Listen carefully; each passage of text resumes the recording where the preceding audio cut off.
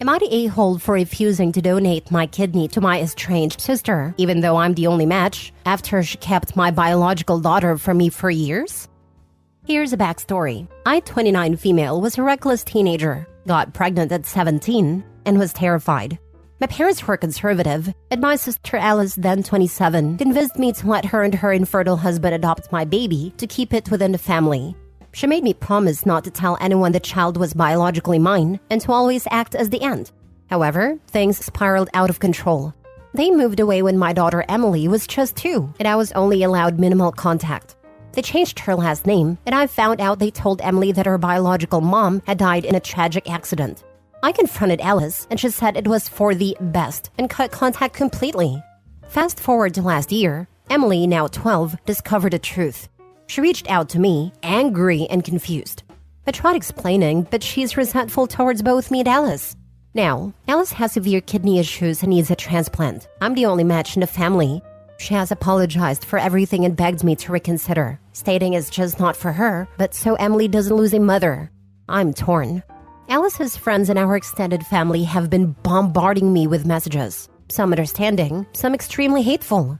Emily is conflicted and has expressed she doesn't want her mother to die, but also feels a deep-seated anger. My husband thinks I should donate to be the bigger person, but my best friend says Alice made her bed and now has to lie in it. Am I the a-hole for considering not donating my kidney after everything that's happened? Now for the top comments.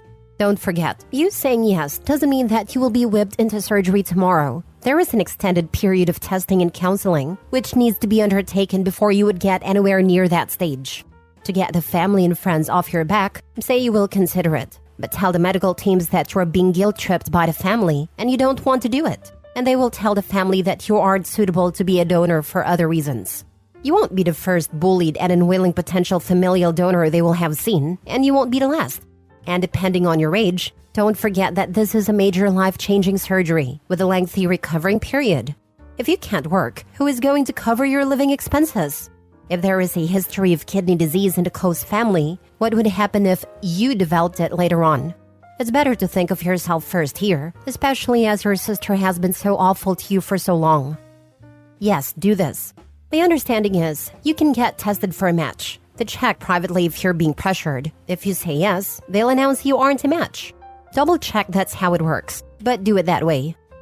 Former dialysis nurse here. Dialysis exists for this reason. She won't be leaving Emily without a mother, so you aren't sentencing her to death if you don't donate. Please don't donate. I've had a few patients end up on dialysis years after donating one of their kidneys, and it destroyed them and their relationship with the one with their kidney. Please don't donate to be the bigger person. It is a huge surgery with possible complications. Please don't put your life at risk. I wish someone would have told me how hard it would be on my body. I regret my donation every day. Not the a-hole. Do not donate your kidney to her. You may need it for yourself one day. She didn't want you in your life before she got sick and did you wrong. She'll probably cut contact with you again and say it's for the best after you donate it to her. Please don't donate the kidney. Not the a-hole. Do not donate by all means. Between a venomous snake and her sister, I trust a snake. Next story. Am I the a-hole for donating my deceased daughter's college fund to a charity instead of giving it to my estranged son? I, 48 male, lost my daughter, 21 female last year to a rare medical condition. She was in college, and we had saved up a substantial amount for studies. The fund is around $120,000 left. My wife passed away 5 years ago, so it's just been the two of us for a while. My son, 24 male, and I have had a strained relationship for the past 6 years. He got into drugs, joined a problematic crowd, and committed several felonies. When he turned 18, after multiple attempts to help him, I had to kick him out of the house. It was the hardest decision I've ever made. Recently, he's cleaned up his act, or so he says. He's been off drugs for a year, has a job, and wants to go to college. He reached out to me, asking if he could use his sister's college fund. However, my daughter in her last days expressed a desire for the money to go to a specific charity that supports research into her condition. It was her wish, and I decided to honor it and donated the entire fund to that charity 2 weeks ago. When I informed my son of this decision, he was livid. He claims that I've chosen a dead daughter over him, and that I never cared about him at all. My relatives are divided. Some say I did the right thing honoring my daughter's last wish, while others believe I should have given my son a second chance. I'm tormented. Am I the a-hole? Either choice could be easily defended in theory, but your son's reaction suggests he needs to mature a bit more before you give him large sums of money. If you have the cash to spare, offer to fund community college once he's calmed down. That boy definitely sounds like someone who should try out a community college first to see if he can handle it before large sums of money are spent. To be honest, I wouldn't give him the cash, but I'd pay the bill statements from the college he's going to. Do not give him cash at all. This is how I feel. There's so much we don't know about the entire situation. If the son really is trying to make changes, having college paid could be the saving grace that helps him turn his life around. I agree with only paying it straight to the university, and maybe having the son complete a semester on his own to show that he's taking classes seriously and can do well. What happened to the college fund you set up for your son? Like others have stated, probably went to helping him with his many felony charges. Lawyers aren't cheap. Not necessarily if he kicked the son out at 18. If the son did enough before 18 to deserve getting kicked out at 18, he likely burned through anything that would have gone into a college fund. I have a family member who had a lot of drug issues before he turned 18, and his grandfather and his mother spent a lot on his defense. Also called in a lot of personal favors to keep him out of jail. Lawyers don't reduce their rates simply because the defendant is under 18. Yep, I have a cousin who was the favorite grandchild. My grandparents bent over backwards, and she turned out just like her plastic, abusive, druggy, demented POS mother. Before 18, she totaled not only one, but two of my grandmother's $30,000 vehicles that she's told to go see a boy, within months of each other. Grandparents hired her a very expensive lawyer who got her off all the charges. A $125,000 house was bought for her so she wouldn't have to stay in the dorms for college. She got druggy roommates, they got pets, didn't take care of them, trashed the house, failed out of college, was allowed to take over the family business. She then got the business in trouble with the Liquor Control Board, a lot of money and fine. Grandmother saw the books and just about had a heart attack. Stole our grandfather's pain meds when he was dying from cancer. She and her then boyfriend, now husband, stole tens and tens of thousands of dollars from my grandmother right after my grandfather died from a horrible battle with cancer. She then took out credit worth over $60,000 with business lenders. And oh my god, the books. That was a doozy. And the drugs they left around the place. Almost lost the business, and now after COVID, it's closed. She calls her toddler sons little bastards to their faces whenever they act out. It's on video.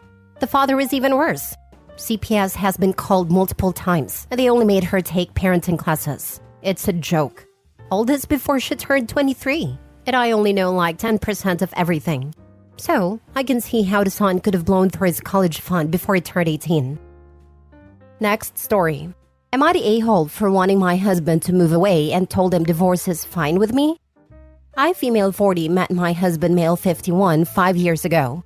I love him very much. He has 2 children from a previous marriage, female 14 and male 13, and I have 1, female 13. His children never liked me because they always wanted their parents to move back together. When my husband met me, that dream was crushed, and it is very understandable. I gave them space and never tried to pressure them. When we got married, we moved into my home. They changed their mind when they realized I live in a big place with a pool, etc. We have been married 2 years. My daughter's father isn't in the picture, so my daughter lives 100% with me. I found out now that my stepdaughter has been bullying my daughter for the past couple of years, calling her fat, etc. I heard her make these comments. I told my husband to pack his children's bags because I never want to see them again. Because when I confronted my stepdaughter, she just laughed at me and called me and my daughter ugly and fat. And that my daughter deserved it. Turned out, my daughter has been bullied at school too, and the head of the bullying is my stepdaughter. My husband said that I couldn't kick out his children from their home, and that he would talk to his daughter. But he never did, so I told him that I understood that I can't demand that they stay with their mother since he has custody, so I told him that he should move out. We could meet on the weeks his children are with their mom, but that I'm done trying with his children. They will never love me or my daughter, and I'm choosing my daughter. He said I was being ridiculous, and that it wasn't marriage if he should live in a separate home from me when he has children.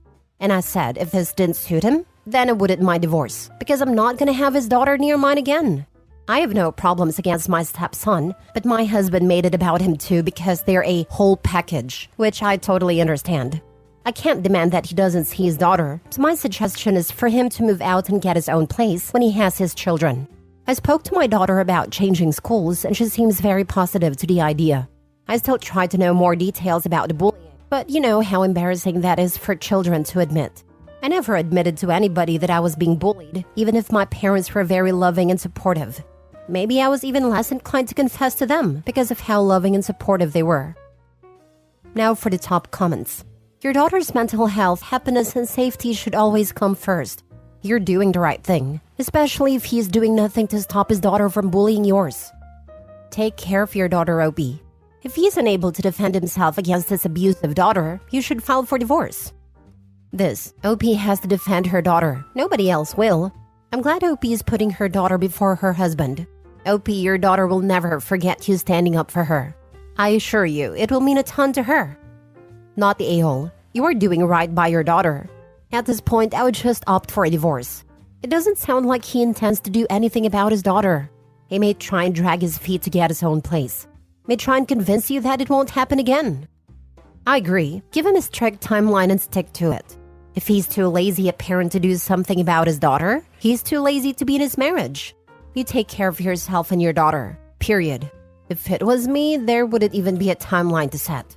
If he wants to see his daughter, I'd understand. But it wouldn't be in my home or on my property. The stepdaughter would be leaving that minute, and he could come back for his things or not. But she would never get a chance to bully my kid again.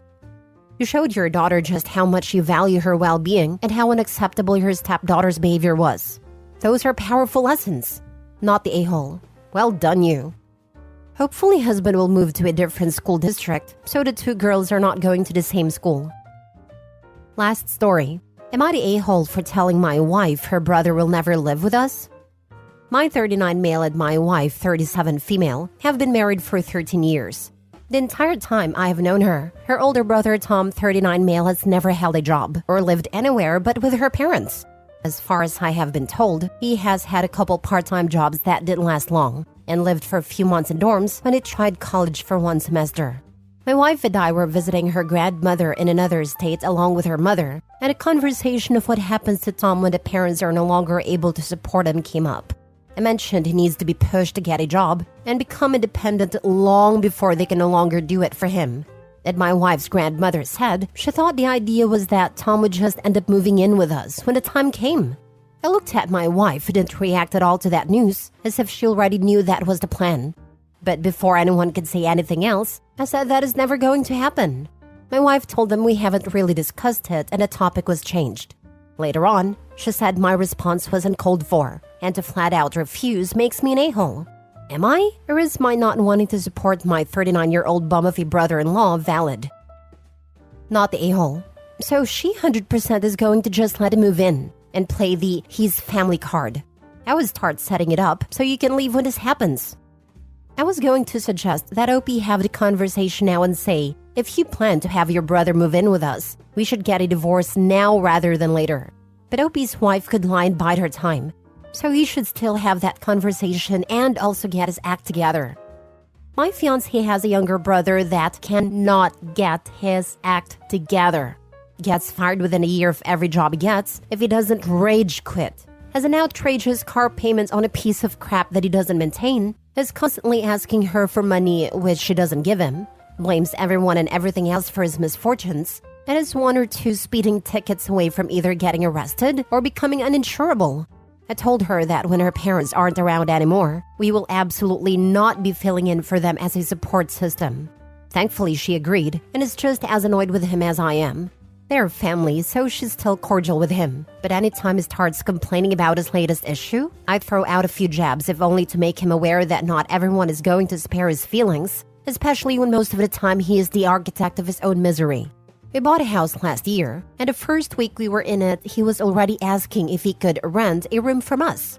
Thankfully, we don't have the room to rent to him, but I still made sure he knew that even if we did, there was no way in hell I'd let him live in my house. Your fiancé's brother sounds like my sister-in-law. My wife and I were so happy when she moved 3 hours away and found a weirdo to marry. We were certain she would eventually need a place to live when she ran out of dead-end jobs. Yeah, I'm with you on this. I would never support any grown adult who doesn't work simply because he's lazy. If your wife feels the need to support him, then she needs to accept that he will never live with you and you will pay nothing to help him. She needs to understand now that she will be on her own for this. If she does want to support him, then I can see this ending in divorce. I know it would be for me. Opie needs to have an emotional conversation with his wife, explaining that their marriage is between the two of them, and that a third person wouldn't be healthy. It is important to be unemotional. Even if wife agrees, Opie needs to repeat annually. I think that ship has sailed, wrecked, and sank to the bottom of the ocean. At best, she'll just tell him whatever he wants to hear, then bide her time until brother has to move in, and it's a gotcha. I don't trust her and her family who have decided this behind his back, probably since they got engaged over 13 years ago. They have no other plan. For them, it's been settled all these years. So they'll be coaching her to bring him to heel via gaslighting and manipulation. Not the a-hole. Still worth a conversation if only to eliminate the "we've never really talked about it" dodge. Get this thing fully on record. And ambiguously and equivocally, if it's here, I'm not. Make your choices accordingly.